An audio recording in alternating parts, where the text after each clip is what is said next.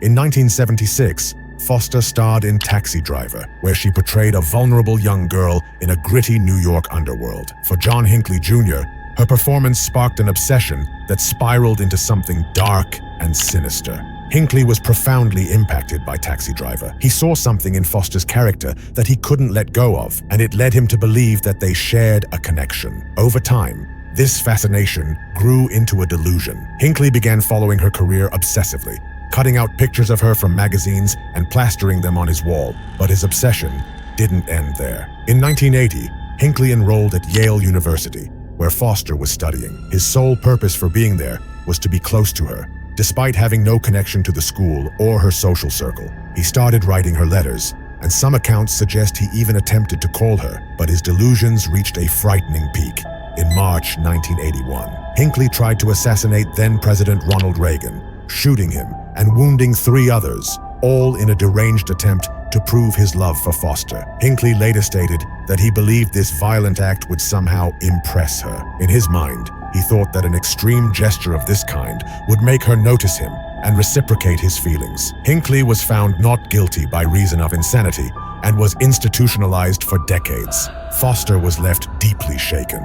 For her, this wasn't just an invasion of privacy. It was a terrifying realization that fame could bring real-life danger into her world. It's one of the most disturbing examples of obsession, and it forced Foster to reconsider how she navigated her own public life for years.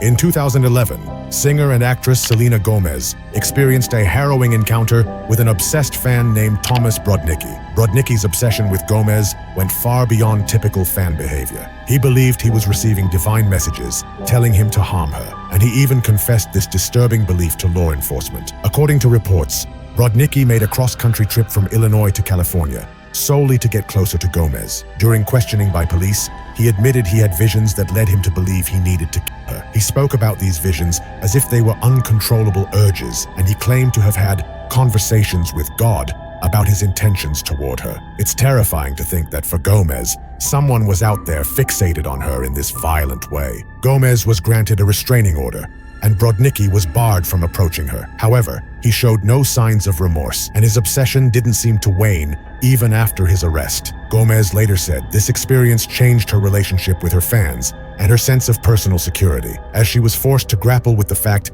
that someone she didn't know was intent on causing her harm. One of the longest and most distressing stalking cases in Hollywood history involves late-night talk show host David Letterman and a woman named Margaret Mary Ray.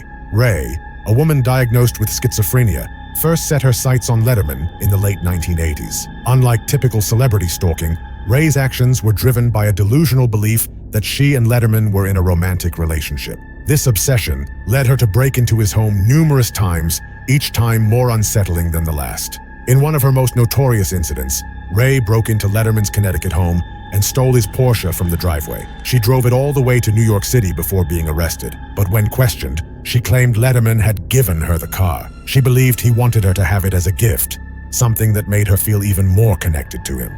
Ray's fixation wasn't limited to just break-ins. Over nearly a decade, she left countless letters, often waited outside his home, and even showed up at his television studio. In many of her notes, she would refer to herself as Mrs. Letterman and believed they were spiritually connected. Letterman, though disturbed, expressed sympathy for Ray, recognizing her actions were the result of untreated mental illness. Despite being repeatedly institutionalized and arrested, Ray's illness was so severe that each time she was released, she returned to her obsession with Letterman. Tragically, after years of mental health struggles, Margaret Mary Ray died in 1998. Letterman spoke about feeling deeply saddened by her death, reflecting on how her life had been consumed by a delusion that she couldn't escape. British actress Keira Knightley endured a terrifying ordeal at the hands of a stalker named Mark Reville, who began targeting her in 2016.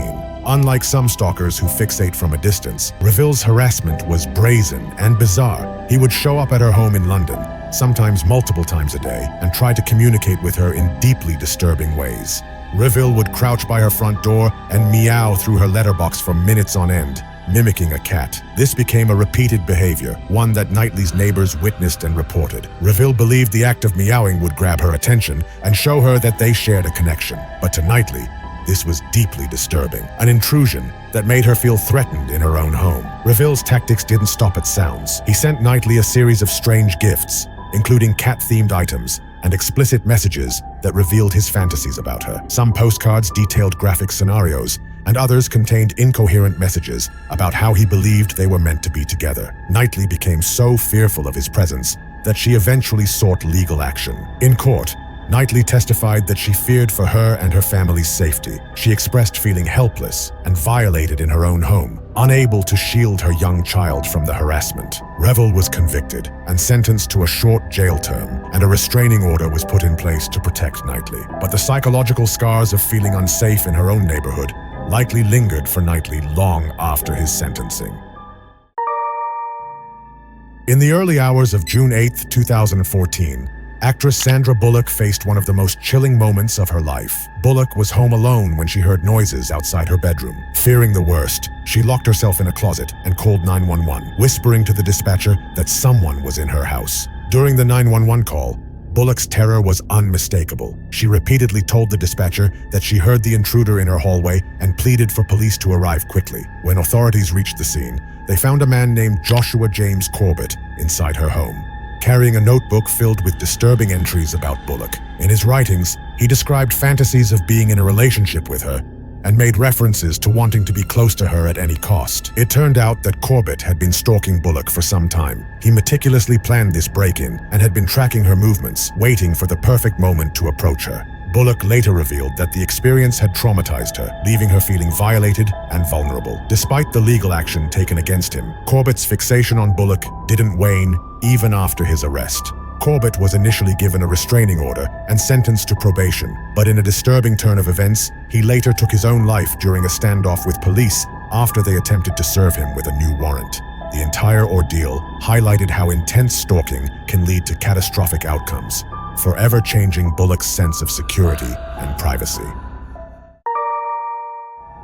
In 2013, Jennifer Lopez's Hamptons mansion became the site of one of the most invasive stalking cases on record. A man named John Dubis broke into her property and lived there undetected for nearly a week. Dubis not only trespassed, but boldly treated Lopez's home as his own, using her pool, relaxing in her guest house, and even posting photos of himself on social media as if he belonged there. Dubis stayed in the pool house for several days, going about his day as if he were a guest. He used Lopez's gym, left personal belongings scattered throughout the property, and made himself meals from her kitchen. Lopez and her family were not home during this time, which allowed him to roam freely and settle into the space without any immediate consequences. He posted photos on her property, which ultimately led to his arrest after one of her neighbors recognized him. Dubis claimed he was invited to stay there, convinced he was in a relationship with Lopez and that she had welcomed him. Lopez sought a restraining order against him, and Dubis was later committed to a psychiatric facility. For Lopez, the ordeal was a stark reminder that fame can blur the boundaries between fan admiration and dangerous fixation.